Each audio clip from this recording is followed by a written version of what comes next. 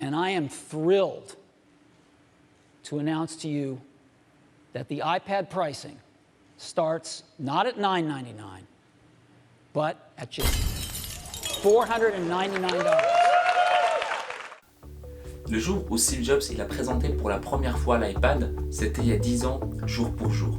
Et on va revenir sur cette conférence, non pas sur le produit en lui-même, mais c'est surtout sur la manière dont Steve Jobs il a annoncé son prix et sur quel biais cognitif il s'est appuyé pour faire accepter, on va dire, le prix qu'il avait annoncé par les futurs acheteurs et consommateurs. Générique.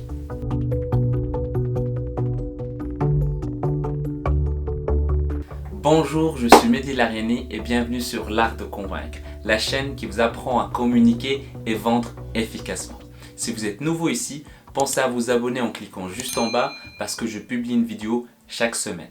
Pour vous mettre dans le contexte, à l'époque, une tablette n'avait pas le même aspect que maintenant. Les seules tablettes auxquelles on faisait référence quand on parlait du mot tablette, en informatique, c'était les tablettes graphiques, les tablettes Wacom. Donc ce sont des tablettes pour des dessinateurs et infographistes. Mais il n'y avait pas vraiment des tablettes avec des applications pour les jeux, réseaux sociaux, etc. C'était quelque part un produit novateur. Et l'objectif, quand Steve Jobs il avait annoncé le prix, le produit et le prix qui est le sujet de cette vidéo, qui est aussi l'objectif de toutes les sociétés quand ils vont annoncer un nouveau produit, c'est qu'il ne doit pas rentrer en conflit avec les produits existants. Donc à l'époque, Apple possédait le MacBook, l'iPhone et les iPods, les iPod Touch et toute la gamme de l'iPod. Il y avait, je ne pense pas à ma connaissance, d'autres produits qui étaient mis en vente à ce moment-là. Et donc l'iPad, quand il est venu, il faut que le prix soit juste. Et il faut que, comme il avait dit dans la conférence, que tout le monde puisse en posséder un. Donc vraiment essayer de démocratiser la tablette. En tout cas l'iPad dans toutes les variations qui ont connu tout après. Et donc quand Steve Jobs il devait annoncer le prix quelque part, ça pouvait être 1000 euros, 1500, 500, 200, ça pouvait être tout et n'importe quoi. Et en fait, le biais cognitif, qui est le sujet d'aujourd'hui, que Steve Jobs il a utilisé dans la conférence pour pouvoir annoncer le produit, c'est ce qu'on appelle le biais d'ancrage. Le biais d'ancrage, c'est quoi? C'est quand on va annoncer un prix, un chiffre en fait, n'importe quel chiffre, on sera toujours influencé par ce chiffre-là. Donc, dans la conférence, Steve Jobs il a fait une petite histoire en disant quand il avait demandé aux gens qui connaissaient l'iPad avant l'annonce, donc des journalistes par exemple, ils ont toujours quelque part donné la moyenne de ça devrait coûter 1000 euros. Donc il avait annoncé 1000 dollars en grand, donc 999 euros en dollars en grand, tout clair, tout précis. Et donc il avait dit comme quoi l'objectif au-delà de la technologie, etc., c'est qu'il faut que ça soit vendu par un grand nombre. Et juste après, il avait annoncé le prix à 499 dollars. Les gens, ils ont applaudi, mais en soi, s'il avait directement dit 499 dollars, est-ce que tout le monde aurait applaudi? Est-ce que ça aurait fait le même effet de voir cette différence entre 999 et 499? En fait, c'est vraiment cet aspect-là de se dire « Ah ouais, c'est vraiment pas cher en fait ce produit ». Et en fait, le biais d'ancrage, on le retrouve partout, dans beaucoup de situations au quotidien. Un exemple tout bête, quand on rentre par exemple dans un centre commercial, dans un supermarché ou dans n'importe quel magasin, parfois on peut remarquer que les premiers produits qu'on va voir, ça peut être des produits qui ont un prix élevé. Donc on va dire en moyenne peut-être 100 euros. Et en fait, une fois qu'on va vraiment vouloir acheter nos produits, on va voir un produit qui nous plaît à 60 euros, 70 euros, on va se dire c'est pas trop cher par rapport à ce qu'on vient de voir. Mais ça, on n'est pas réellement conscient. On ne va pas tout le temps se dire « Ah non, je suis sous influence à cause de l'effet d'ancrage, donc il faut vraiment que je sois attention. » Donc ça, on va voir comment essayer en tout cas d'éviter l'effet d'ancrage prochainement dans cette vidéo. Et donc, dans un magasin, on peut être influencé. Sur un site internet, parfois, qui connaissent cette technique, et surtout pendant les soldes, c'est vraiment, on voit 800 euros ou 1000 euros, moins 80%, bam, et on voit le prix tout en grand, tout joli, tout beau, et on se dit, ça, c'est l'affaire du siècle, j'apprends, j'achète, c'est vraiment, il ne faut pas que je le loupe, c'est l'occasion ou jamais. Donc, ça vous rappelle peut-être quelque chose, mais ça, c'est l'effet d'ancrage.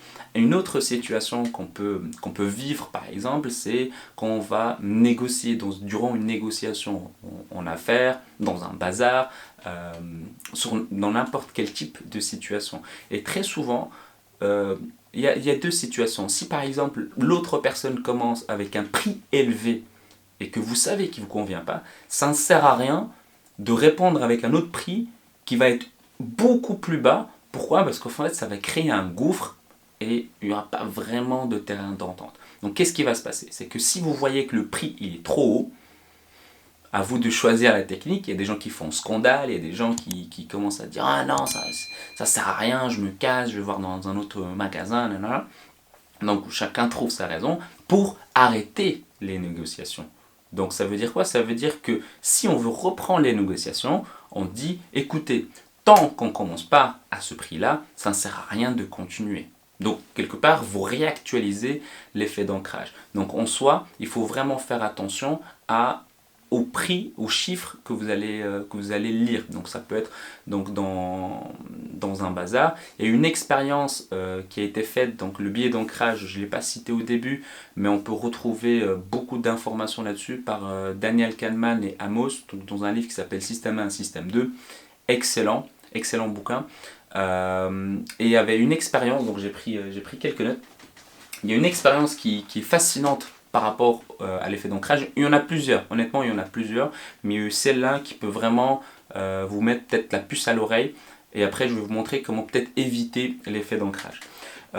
Donc durant une visite donc dans un exploratorium, pas facile à dire, donc exploratorium, en moyenne, les gens, ils donnaient 64 euros en moyenne. Ça, c'était le prix de base avant les recherches qu'ils avaient fait, les tests qu'ils avaient fait. Donc, aucun ancrage, 64 euros. Et une fois qu'ils ont commencé à faire le test, ils ont fait le test 2 fois. Donc, il y avait 2 situations. C'est qu'avec ancrage et sans ancrage. Ici, on avait un ancrage de 5 euros. Il faut savoir que l'ancrage, c'est pas nécessairement, le chiffre ne doit pas être logique. Et on va le voir dans cet exemple justement. C'est juste le fait de voir un chiffre alors qu'on va peut-être juste mettre de l'argent juste après, ça peut grandement nous influencer. Donc ici, on a un ancrage comme quoi les gens, ils donnaient en moyenne 5 euros. Et qu'est-ce qui s'est passé? C'est que les gens, ils donnaient à ce moment-là de leur poche, en moyenne, à la fin, 20 euros. Ça signifie quoi? Ça signifie que le fait qu'ils ont lu 5 euros dedans serait suffisant, par exemple, pour l'économie de cet exploratorium. Les gens, ils sortaient de leur poche 20 euros.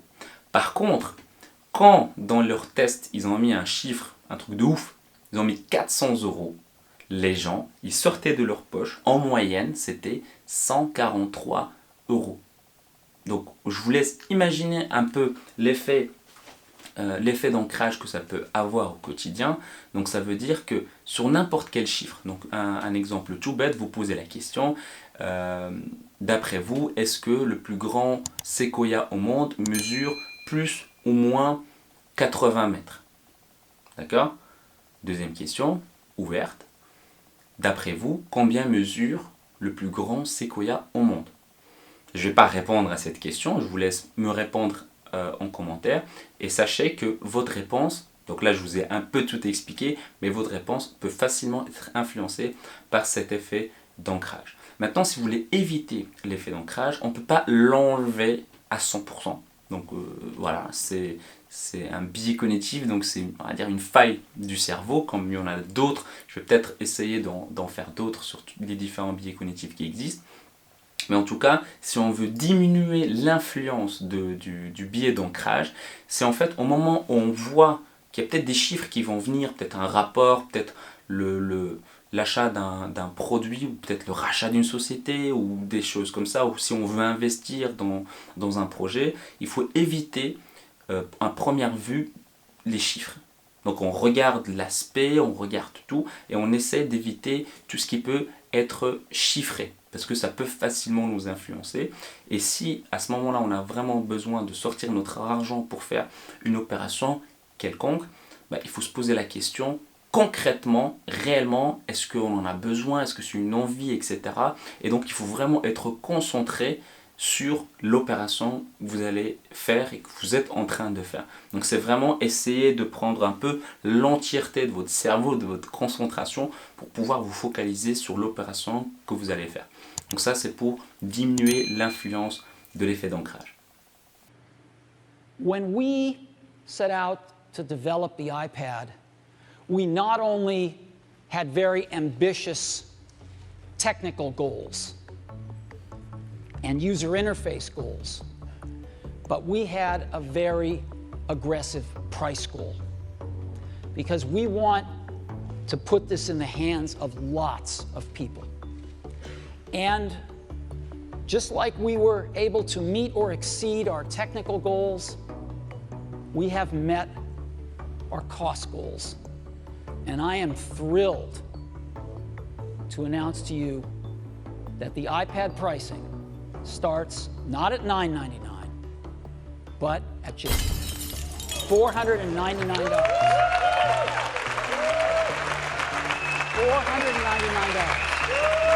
J'espère que cette vidéo sur le biais cognitif, l'effet d'ancrage vous a plu. Si vous avez envie que j'aborde d'autres biais cognitifs, vous me le dites en commentaire. Et si vous êtes commercial ou bien vous cherchez juste à améliorer votre communication avec les autres ou bien à vendre efficacement, je vous ai préparé un guide qui détaille toutes les étapes que vous pouvez télécharger en cliquant sur le lien juste en bas. Sur ce, je vous dis à la semaine prochaine.